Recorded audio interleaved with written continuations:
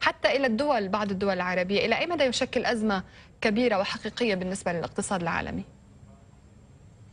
اهلا وسهلا. هو في الحقيقه طبعا ازمه الديون اللي في دول الاتحاد الاوروبي في الوقت الحالي بتؤثر بشكل كبير جدا على المجال في العالم كله، وبالذات في دول الشرق الاوسط والدول الناميه.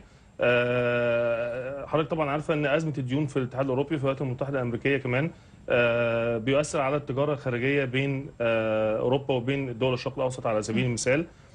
طبعا بيؤثر على سعر الدولار وسعر الصرف، وكذلك الضمانات اللي بتطلب من دول الاتحاد الاوروبي للمتعاملين معها تجاريا في دول الشرق الاوسط. فنجد ان في مصر لو في دول الاتحاد الاوروبي لما يبقى في ازمه في الديون، ان سعر الفوائد على الاقراض بيزيد جدا، وكذلك المتعاملين في التجاره الدوليه مع الدول الاتحاد الاوروبي من مصر على سبيل المثال بيجدوا صعوبه جدا في التعامل في الاستيراد والتصدير.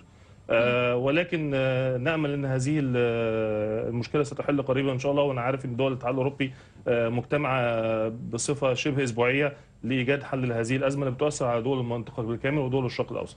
طيب نتحدث عن اتساع هذه الازمه، نطاق هذه الازمه دكتور خالد. يعني اليوم انا كما ذكرت في بدايه سؤالي ان هناك حلول توضع ورغبه بمساعده من اطراف اخرى او دول اخرى، دول مجموعه العشرين وخلافها، لمساعده وانقاذ هذه الدول، ولكن لا نلاحظ هذه الرغبه القويه للمساعده، كون ان ايضا معظم الدول ذات الاقتصادات الكبرى الاخرى تعاني من بعض المشاكل.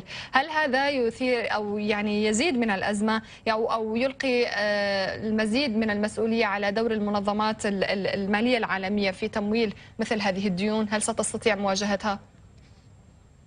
في الحقيقه هو دول العشرين، وكذلك اعتقد ان صندوق النقد الدولي لازم يلعب دور هام جدا في هذه المرحله مع الدول المتعثره، سواء في الاتحاد الاوروبي او في دول الشرق الاوسط. ولكن في رايي ان حل هذه المشكله لابد ان يبدا اصلا وفعليا من داخل هذه الدول. يعني الاقتراض والمساعدات الخارجيه بتحل الازمه الى حد ما في مرحله قصيره الاجل، ولكن يجب ان يكون هناك حلولا طويله الاجل من داخل هذه الدول نفسها كما الحال في مصر. إلى مصر الآن إذن وإلى المنطقة العربية تحديدا، يعني مثال على ذلك مصر التي عانت جراء ثورة 25 يناير من تبعات أيضا على الاقتصاد المصري، واليوم نتحدث عن حاجة مصر إلى الاقتراض الخارجي بعد أن ذكرت بأنها ستستطيع مواجهة ذلك بنفسها دون الاقتراض، ولكن عدنا لنستمع من جديد إلى اقتراضها أيضا وطلب المساعدة. هل ستستطيع مصر أن تواجه هذه الديون؟ ما هي الحلول؟ هل الاقتراض هو الحل؟ وإلى أي مدى سيشكل أعباء كبيرة على الاقتصاد المصري لاحقا؟ شوفي حضرتك، هو تداعيات الوضع داخل جمهورية مصر العربية بيستدعي تعديل آراء طبقا للموجود على أرض الواقع. فممكن من حوالي 6 شهور أو 7 شهور الحكومة اللي كانت موجودة في الوقت الحالي كانت بتقول إن إحنا مش هنقترض وهنتعامل وإحنا نقدر نتعامل مع هذه المشكلة داخليا، ولكن تداعيات الأحداث في مصر بتفرض على الحكومة الحالية أن يكون في مساعدات خارجية. هذه المساعدات لن تكون هي السبيل الوحيد لحل هذه المشكله، لكن هي مساعدات قصيره الاجل كما ذكرت سابقا. ولكن ما هي تكلفه هذه المساعدات دكتور خالد؟ اي مساعدات حضرتك لازم يكون ليها تكلفه، ولكن يعني طبعا طبقا لان التصنيف الائتماني بتاع مصر انخفض جدا في خلال بسبب تداعيات احداث 25 يناير. طبعا التكلفه هتبقى اعلى من مساعدات اللي كانت ممكن تمنح لمصر في الظروف العاديه. المتعارف عليه عالميا ان سعر الاقراض العالمي في حدود 2%، ولكن طبعا بما ان مصر التصنيف الائتماني قل جدا وبقى في المنطقه الغير جاذبه للاستثمار، فلازم هندفع ثمن هذه المساعدات. ولكن ارجو ان يكون هذه المساعدات طويله الاجل بحيث تدينا فرصه في مصر لتنميه الاقتصاد في الوقت الحالي. طيب التوقعات تشير إلى احتمال ارتفاع العجز إلى فوق 180 مليار، يعني اليوم هذه الأرقام لأي مدى تتطلب مجهود أكبر لاحتواء هذه الديون داخليا؟ يعني الحلول المطروحة غير الاستدانة أو طلب المساعدات، ما هي الحلول المطروحة أمام الاقتصاد المصري لمعالجة هذه المشكلة؟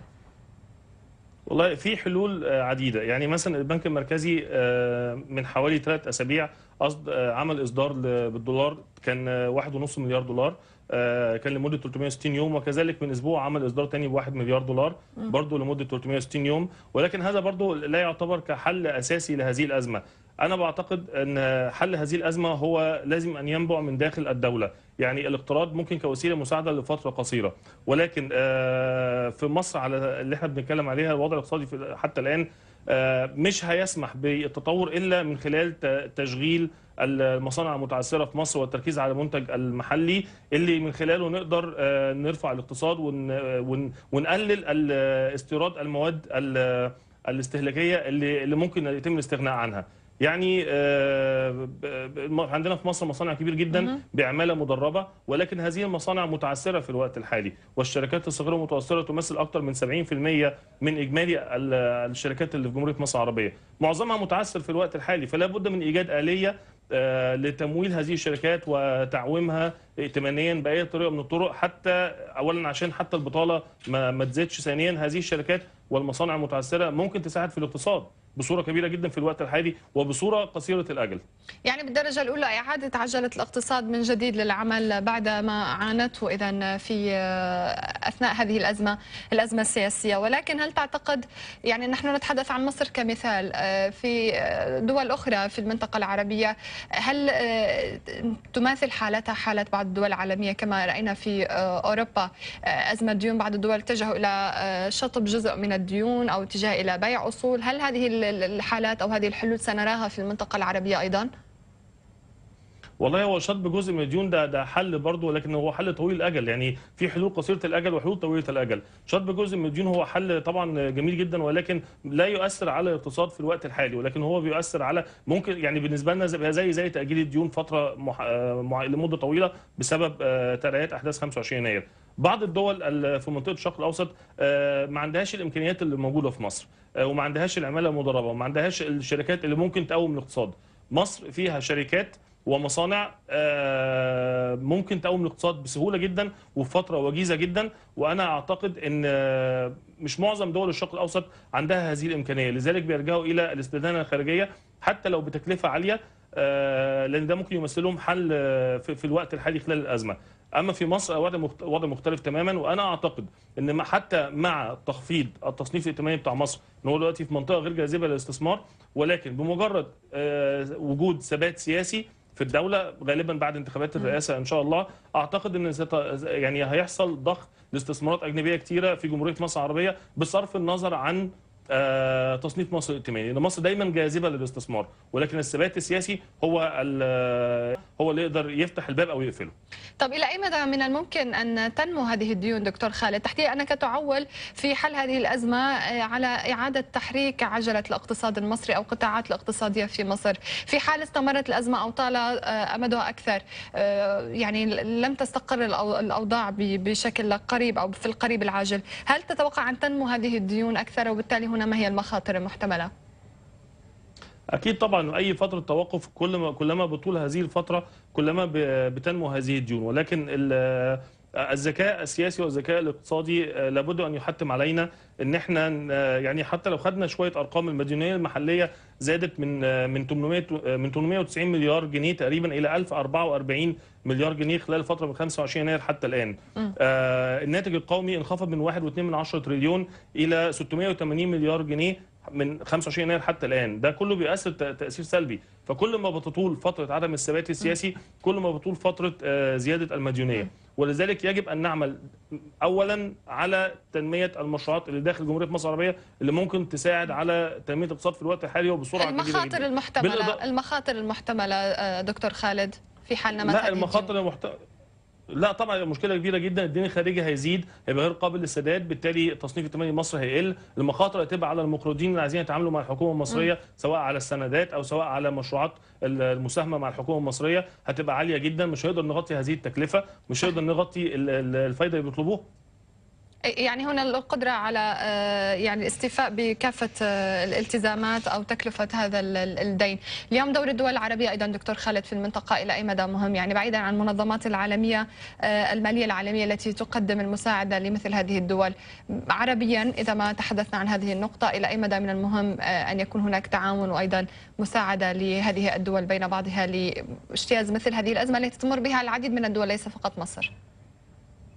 والله عصام، حكومه الدكتور عصام شرف السابقه في وقت الازمه طلعوا لفه على الدول العربيه، واعتقد ان احنا خدنا حاجه قريب من صندوق النقد العربي ولكن ليس بالقدر الكافي. وكان السعوديه وقطر وعدوا بامداد لمصر خلال الازمه للتغلب على تداعيات هذه الازمه، ولكن حتى الان ما فيش حاجه. يعني اعتقد النسبه ضعيفه جدا من هذه الوعود اللي تم تحقيقها، ولازم الدول العربيه يبقى تساعد بعضها خلال الازمات. لان النهارده انت عندك مشكله في مصر، مصر هي الباب الدخول للشرق الاوسط، وكل الدول العربيه تعرف ذلك، وهي لاعب اساسي في منظمه الدول العربيه. فبالتالي مش من مصلحه الدول العربيه ولا الشرق الاوسط ان مصر يبقى فيها عدم ثبات اقتصادي لهذه الدرجه، فلا بد من وجود مساعدات من هذه الدول العربيه بفوائد ضعيفه جدا بحيث يساعدوا مصر على النهوض الاقتصادي في خلال الازمه بتاعتها. نعم.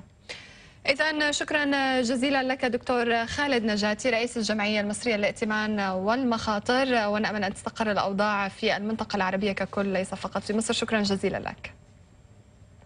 مشاهدينا، إذا بهذا وصلنا إلى نهاية البوصلة لهذا اليوم. تبقى لدينا أيضا السوق السعودية والبورصة المصرية عاملة حتى الآن بعد أن أغلقت الأسواق الخليجية الأخرى. سنتابع تغطية لتداولاتها لهذه الجلسة في فقرات لاحقة، وللمزيد زوروا موقعنا cnbcarabia.com. شكرا للمتابعة وإلى اللقاء.